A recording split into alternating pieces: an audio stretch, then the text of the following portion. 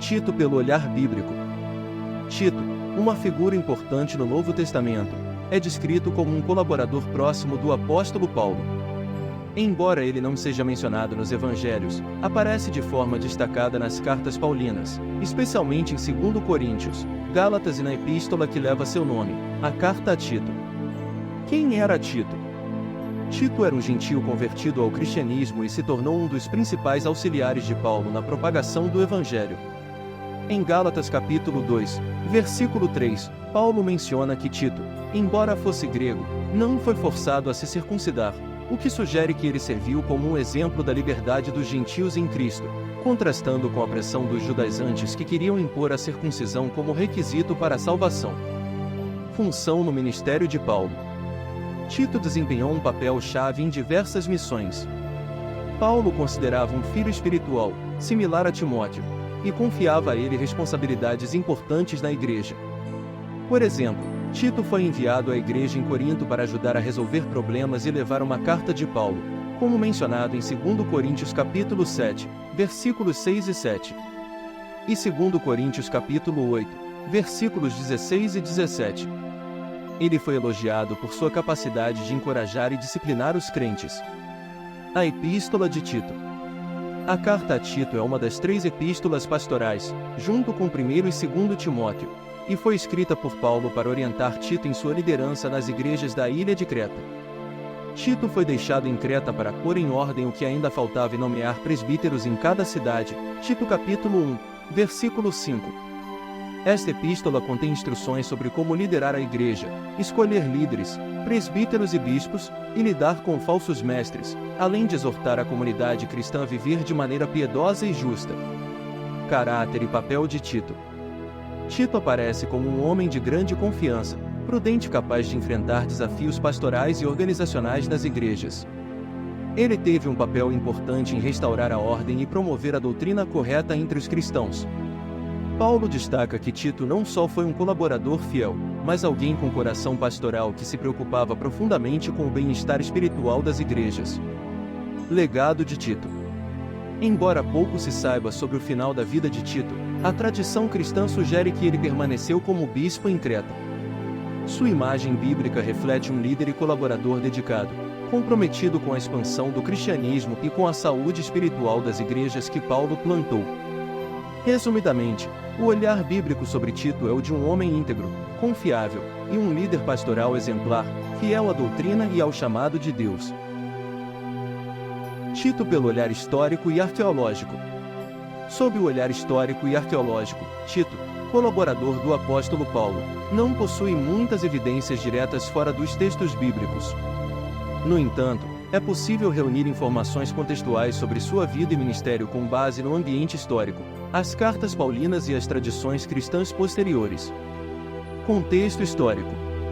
Tito teria vivido no século I depois de Cristo, um período de grande transformação religiosa e política no Império Romano.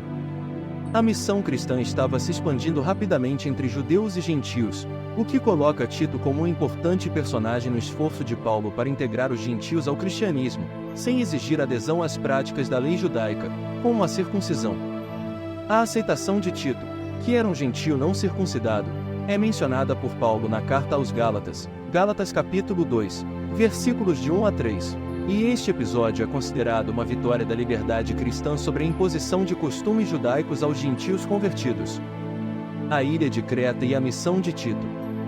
Historicamente, Tito foi encarregado de organizar a igreja em Creta, uma das maiores ilhas do mar Mediterrâneo. A tradição da igreja cristã associa Tito como bispo ou líder dessa comunidade local, e Paulo, em sua epístola a Tito, menciona que Tito deveria nomear presbíteros e manter a ordem entre os crentes de Creta, uma ilha que, na época, tinha uma reputação negativa. Paulo descreve os habitantes de Creta como mentirosos, feras malignas e glutões preguiçosos. Tito capítulo 1, versículo 12, citando um poeta cretense, o que indica os desafios culturais que Tito enfrentou. Do ponto de vista histórico, Creta era uma região sob forte influência da cultura grega e romana, com práticas religiosas pagãs enraizadas, tornando o trabalho de Tito mais desafiador. Ele precisaria combater as influências culturais e religiosas que ameaçavam a integridade da igreja cristã, especialmente com a presença de falsos mestres que distorciam a doutrina. Tradição e legado pós-bíblico. Após a morte de Paulo, a tradição da igreja primitiva afirma que Tito permaneceu em Creta e continuou seu ministério como bispo, ajudando a estabelecer o cristianismo em uma região difícil.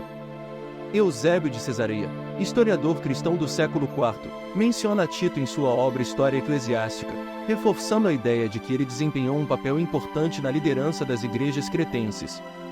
No entanto, essas tradições são difíceis de confirmar historicamente, pois não há documentação arqueológica direta sobre o trabalho de Tito.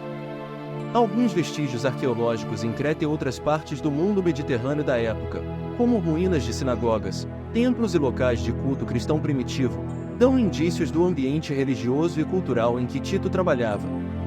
Mas, até o momento, não foram encontradas inscrições ou artefatos que mencionem diretamente o nome de Tito. Arqueologia e contexto. A arqueologia cristã primitiva oferece um panorama do mundo em que Tito viveu, particularmente em Creta. As primeiras igrejas e locais de culto encontrados em Creta, datados dos séculos III e IV, refletem a presença de comunidades cristãs firmemente estabelecidas, que podem ter sido plantadas por figuras como Tito. Embora não haja evidências diretas de Tito, os achados arqueológicos em Creta e na Ásia Menor, atual Turquia, como antigas inscrições cristãs e restos de igrejas, ajudam a entender o impacto que líderes como ele tiveram na organização e expansão do cristianismo. Falta de evidências arqueológicas diretas. Diferente de algumas figuras bíblicas mais antigas ou mais conhecidas, como reis ou governantes, Tito era uma figura eclesiástica e missionária, e figuras desse tipo raramente deixavam vestígios materiais que pudessem ser identificados facilmente pelos arqueólogos.